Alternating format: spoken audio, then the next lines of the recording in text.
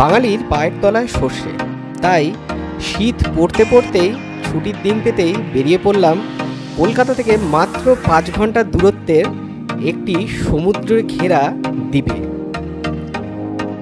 তো আমাদের জার্নিটা পুরো দেখতে হলে ভিডিওটি স্কিপ না করে পুরোটা দেখুন, আর ভালো লাগলে like, comment, share and subscribe তো আপনারা অবশ্যই করবেন।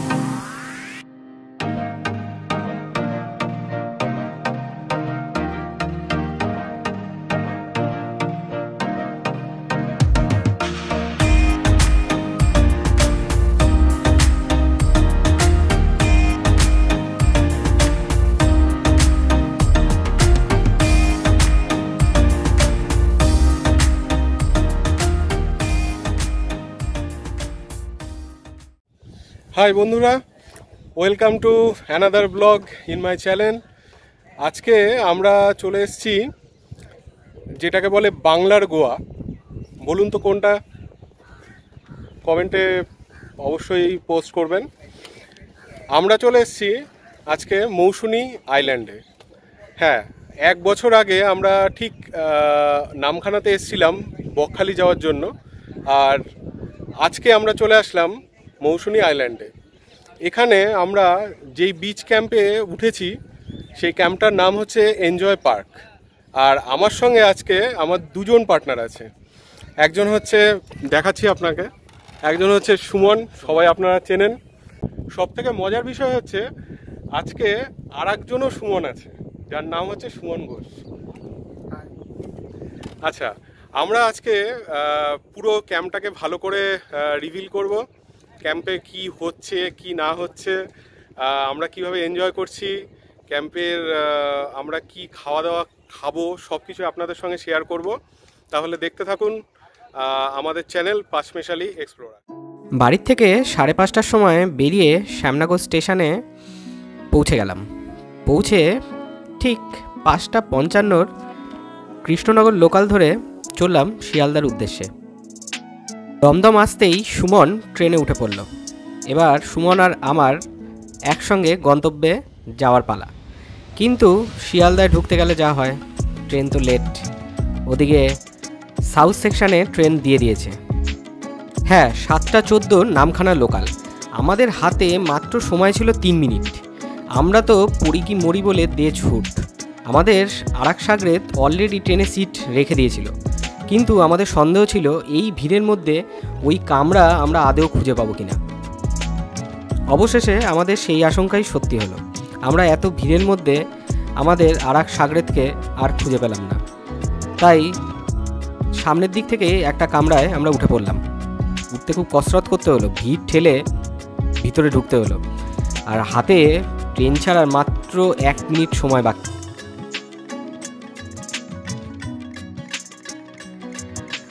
ট্রেনে ওঠার অনেকক্ষণ বাদে আমরা সিট পেলাম। আমার সিটটা একেবারে জানলার পাশেই ছিল, আর জানলার পাশে সিট পাওয়া মানে বুঝতেই পারছেন, প্রাকৃতিক শোভা দেখতে দেখতে সোজা এগিয়ে চললাম। ওহ, অপূর্ব এই প্রাকৃতিক সৌন্দর্য।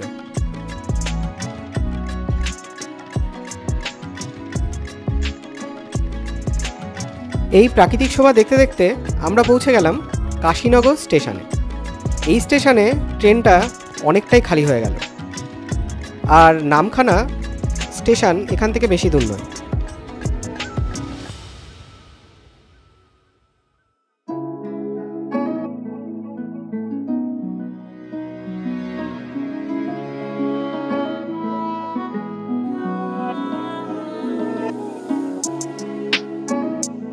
যতই আমরা নামখানার দিকে এগোলাম, বাইরের দৃশ্যপট ততটাই সুন্দর হতে থাকলো। আর এই দৃশ্যপট দেখতে দেখতে রবি ঠাকুরের একটা কবিতা খুব মনে পড়ে গেল। বহুদিন ধরে বহু ক্রোশ ধরে বহু ব্যয় করি বহু দেশ ঘুরে, দেখিতে গিয়েছি পর্বতমালা দেখিতে গিয়েছি সিন্ধু, দেখা হয় নাই চক্ষু মেলিয়া, ঘর হতে শুধু 2 পা ফেলিয়া, একটি ধানের শীষের ওপর একটি শিশির বিন্দু। সত্যি আমরা বাইরে কত জায়গায় ঘুরি, অথচ বাংলায় এত সুন্দর জায়গা আছে তার খোঁজ আমরা অনেকেই এখনো পর্যন্ত জানি না।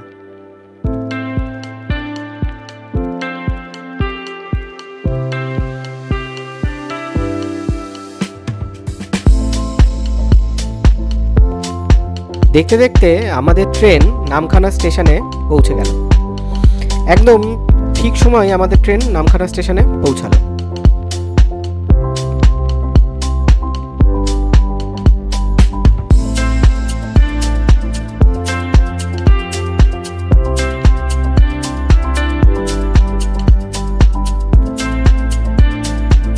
ট্রেন থেকে নেমে আমরা আমাদের 3 নম্বর পার্টনারকে খুঁজে 3 জনে নামখানা স্টেশনের বাইরে বেরিয়ে আসলাম।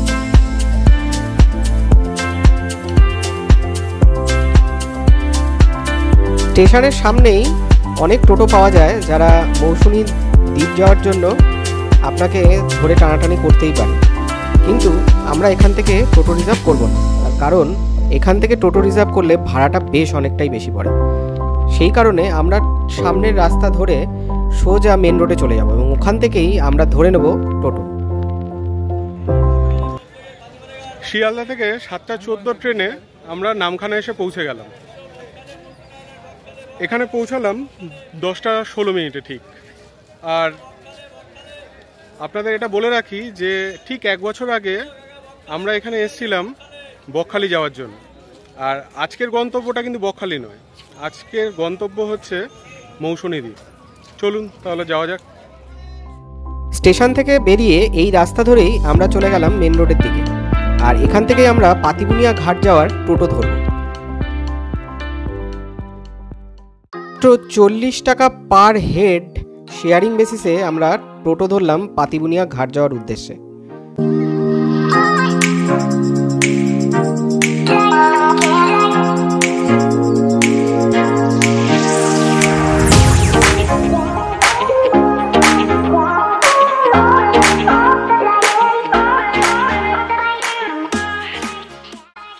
এবার আমরা এসে পৌঁছে গেলাম পাতিবুনিয়ার ঘাটে। এখানে টোটো স্ট্যান্ডের ঠিক পাশেই গাড়ি পার্কিংয়ের সুব্যবস্থা আছে। মানে আপনারা যদি কলকাতা থেকে প্রাইভেট গাড়ি নিয়ে আসেন তাহলে এখানে খুব সুন্দরভাবেই গাড়ি পার্ক করে ফেরি সার্ভিসের মাধ্যমে নদী পেরিয়ে মৌসুনী দ্বীপে চলে যেতে পারেন। এর একদম সামনে আসতেই আমরা দেখতে পেলাম একটা নৌকা দাঁড়িয়ে আছে অলরেডি, আর সেখানে বেশ ভালো লোকজন। ছাড়ার টাইমও হয়ে গেছে, তো আমরা প্রায় দৌড়ে চললাম ফেরিতে চড়ার জন্য।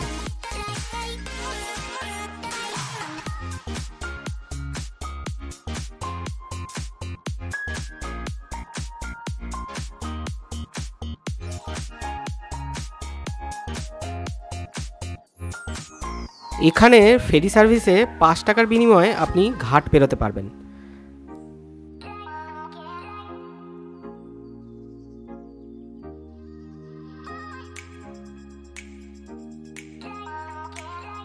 এই যে যেই নদীটার ওপর দিয়ে আমরা চলেছি এই নদীটার নাম চিনাই নদী।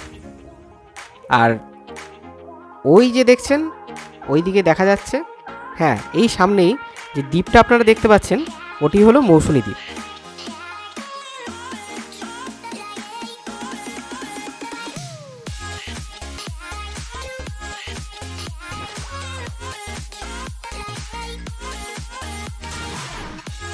দূরে সুন্দর ম্যানগ্রোভ দেখা যাচ্ছে। হ্যাঁ, মৌসুনী দ্বীপের চারপাশটা জুড়েই প্রচুর ম্যানগ্রোভ ছড়িয়ে রয়েছে।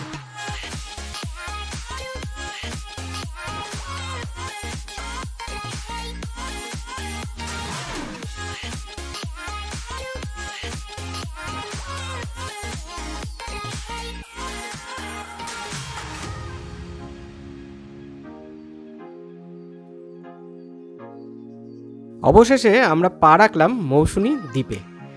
এটার একটা আলাদা এক্সাইটমেন্টই ছিল।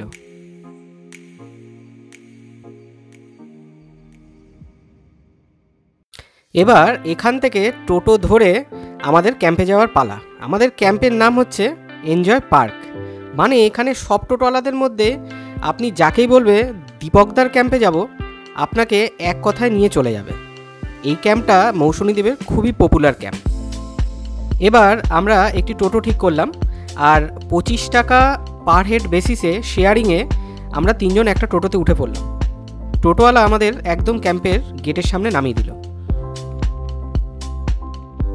এই যে চলে আসলাম আমাদের ক্যাম্পের একদম গেটের কাছে। আমাদের camp Mousuni island enjoy park.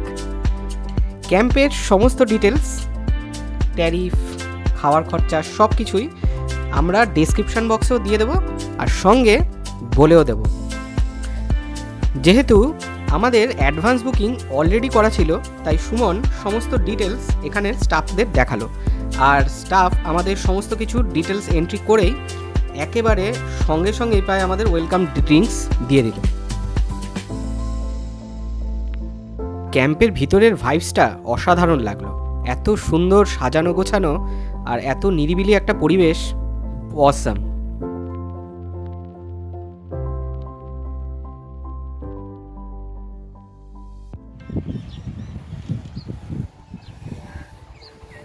চলে এসেছে আমাদের ওয়েলকাম ড্রিঙ্কস। ক্যাম্পে এসেই ফার্স্টে এরকম সুন্দর একটা ওয়েলকাম ড্রিঙ্কস পেয়ে গেলাম।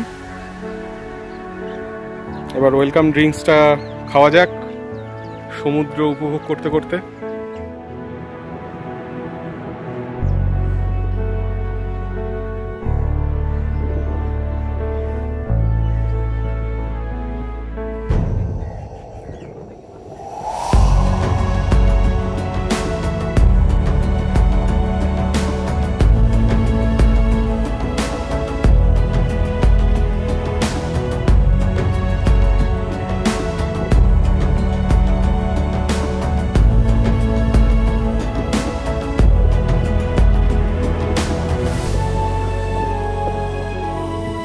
এই শান্ত স্নিগ্ধ সরল সমুদ্রের সামনে দাঁড়িয়ে মনটা ভরে গেল, পরিপূর্ণ হয়ে গেল।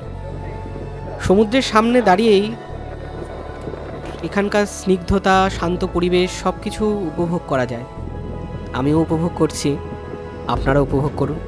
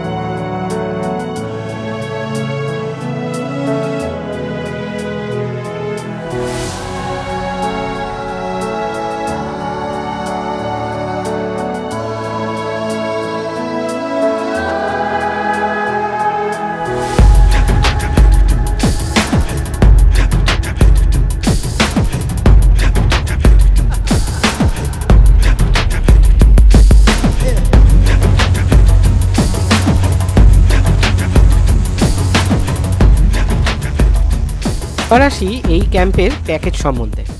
আমরা যেরকম নন এসি এই কটেজটা নিয়েছিলাম, আর এই কটেজের প্যাকেজ হচ্ছে পার পারসন 1200 টাকা, ইনক্লুডিং খাওয়া দাওয়া, মানে ফুডিং অ্যান্ড লজিং।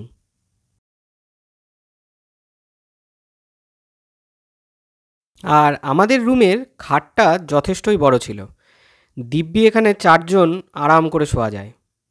তো আমরা 3 জন ছিলাম, আমাদের জন্য সাফিসিয়েন্টই ছিল। রুমে অ্যাটাচ বাথও ছিল।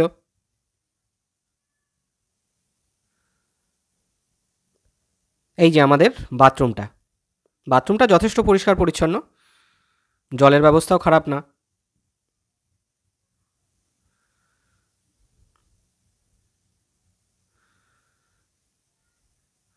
রুমে একটা আয়নাও ছিল, সুতরাং আমাদের অসুবিধা কোনো কিছুতেই হয়নি।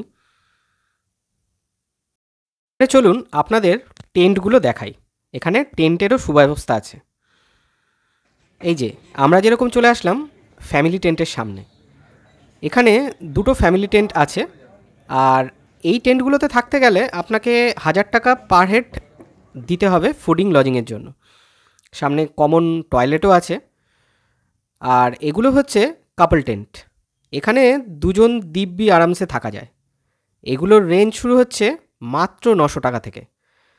আর 900 টাকায় এখানে সব থেকে বড় যেটা ব্যাপার, আপনি 1200 টাকাও যা খাবার পাবেন বা এসি রুমে 1400 টাকাও যা খাবার পাবেন, 900 টাকাতেও সেম খাবার পাবেন। আর এই ক্যাম্পের বিশেষত্ব হচ্ছে ডিনারে অনলি মাটন, নো চিকেন, যেটা মৌসুনি আইল্যান্ডের অন্য কোনো ক্যাম্পে আপনি কিন্তু পাবেন না। ক্যাম্পের ভিতরটা এক কথা অসাধারণ, দেখতেই পাচ্ছেন খুবই সাজানো গোছানো এবং পরিষ্কার পরিচ্ছন্ন তো বটেই। আমাদের তো তিনজনেরই মনটা বেশ উড়ু উড়ু লাগছে। ডিজে পার্টি হওয়ার জন্য সাউন্ড বক্স, ওদিকে নেটের দোলনা, দোল খাওয়ার জন্য সবই অ্যাভেলেবেল আছে। এটা আমাদের ক্যাম্পের বসে খাবার জায়গা, এখানেই আমরা দুপুরের লাঞ্চটা সারব।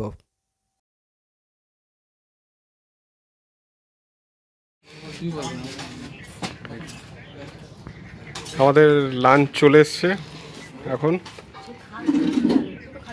এখানে দেখা যাচ্ছে ডাল, ভাত, আমুদি মাছ, একটা মিক্স ভেজ, স্যালাড, আর মাছটা আপকামিং। সুমন, কিরকম ব্যবস্থাপনা? কিরকম ব্যবস্থাপনা দেখে তো ভালোই মনে হচ্ছে, কিন্তু খেয়ে দেখতে হবে। একটু জোরে বললে দর্শকদের বুঝতে সুবিধা হয়। ব্যবস্থাপনা দেখে তো ভালোই মনে হচ্ছে, খালি খেয়ে দেখতে হবে, একটু টেস্ট করে দেখতে হবে। আচ্ছা, ঘোষ কিছু বলো। আমরা খাইনি, খেয়ে দেবো।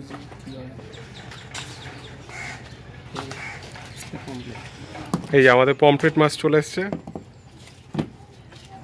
কিছু লাগলে আসতে বলবো। আচ্ছা,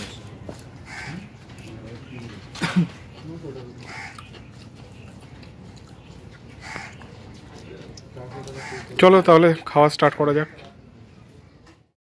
দুপুরের খাওয়া দাওয়া শেষে আমরা একটু বিশ্রাম নিয়েই বিকেলে মানে সূর্যাস্তটা উপভোগ করতে দাঁড়িয়ে পড়লাম একদম সমুদ্রের বিচের কাছে। সত্যি অনবদ্য এক বিকেল কাটালাম, অনবদ্য এক সূর্যাস্তের সাক্ষী আমরা হয়ে রইলাম।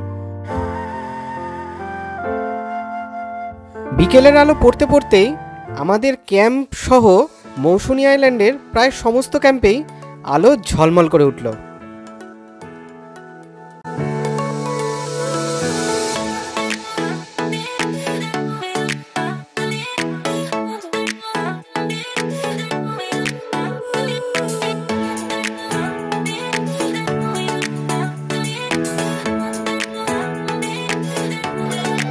সন্ধে নামতে নামতেই ক্যাম্পে বনফায়ার জ্বলে উঠল, আর এখানে বারবিকিউ চিকেনের ব্যবস্থা তো আছেই। চলুন তাহলে দেখা যাক বারবিকিউর প্রিপারেশনটা।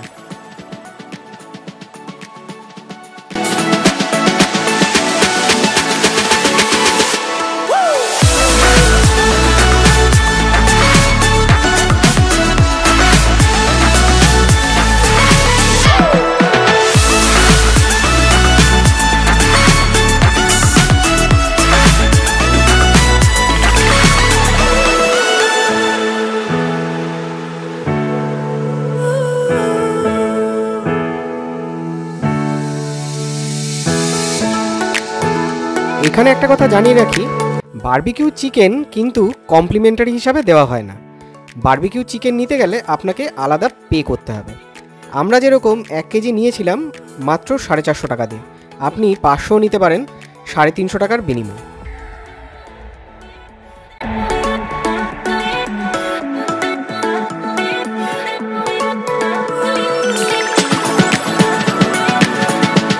এবার আমাদের সামনে চলে আসলো লোভনীয় বারবিকিউ চিকেন।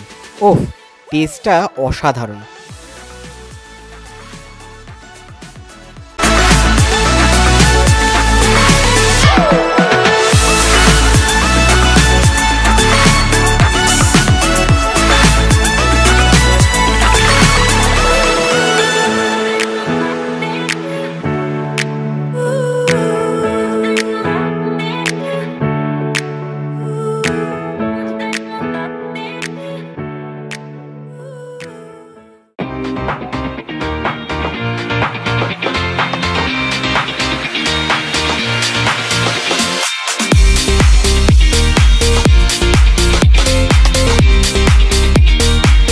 বারবিকিউ চিকেন খেতে খেতে আর সঙ্গে ডিজে পার্টি দেখতে দেখতে আমাদের রাতের খাবার সময় হয়ে আসলো।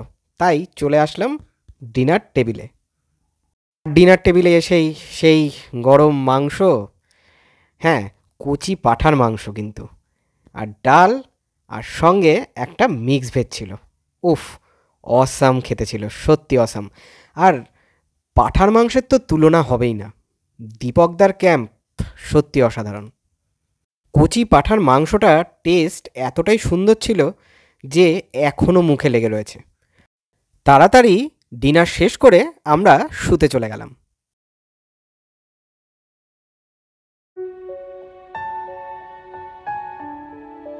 Good morning guys. এখন দাঁড়িয়ে আছি মৌসুমী বিচের একটা বাঁশ দিয়ে তৈরি করা ব্যালকনিতে, ঠিক সমুদ্রের বিচের ওপরেই একদম। আর দেখতেই পাচ্ছেন সকালের সমুদ্র, দিগন্ত বিস্তৃত সমুদ্র কত সুন্দর লাগছে। তো আজকেই আমাদের ফিরে যাওয়ার পালা। আর ঘন্টা দুয়েক পরে আমরা বেরিয়ে পড়ব আবার আমাদের বাড়ির উদ্দেশ্যে। কিন্তু যাওয়ার আগে চেষ্টা করব এখানের ম্যানগ্রোভ অরণ্যটায় যাওয়ার। জানি না যাওয়া হবে কি না, তবে দেখানোর চেষ্টা করব আপনাদের। চলুন তাহলে। সকালের শান্ত স্নিগ্ধ সমুদ্রকে উপভোগ করার জন্য বেশ অনেকক্ষণ এই ব্যালকনির ওপরেই দাঁড়িয়ে রইলাম। তারপরে কয়েকজনকে পেয়ে গেলাম আমাদের সঙ্গে ম্যানগ্রোভ অরণ্যে যাওয়ার জন্য। তো বেরিয়ে পড়লাম ম্যানগ্রোভের দিকে। আমাদের ক্যাম্পের ঠিক সামনের সরু একটি রাস্তা দিয়ে আমরা ম্যানগ্রোভের দিকে যেতে শুরু করলাম। আর আশ্চর্যের বিষয় হলো, আমাদের ক্যাম্পের একটি সারমেয় আমাদের সঙ্গে পথ চলা শুরু করলো।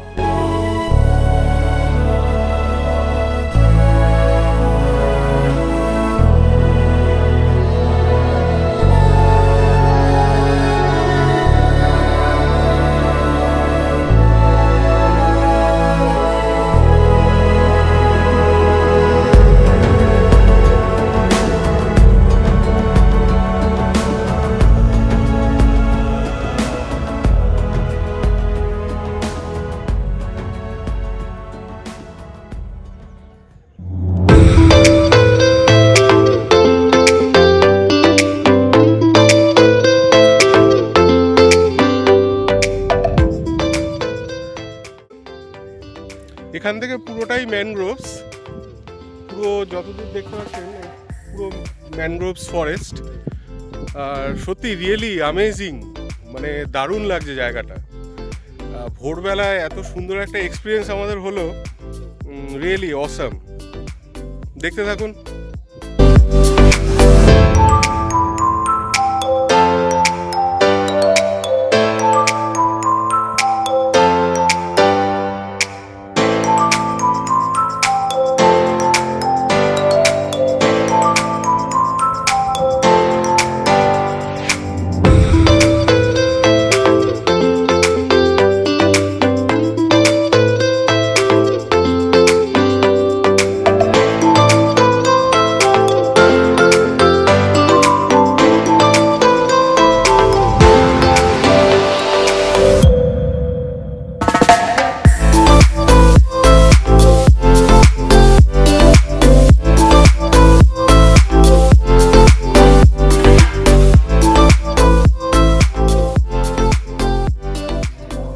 ম্যানগ্রোভ থেকে ক্যাম্পে ফিরে এসেই পেয়ে গেল জোর খিদে, আর তাই চলে আসলাম ব্রেকফাস্ট টেবিলে।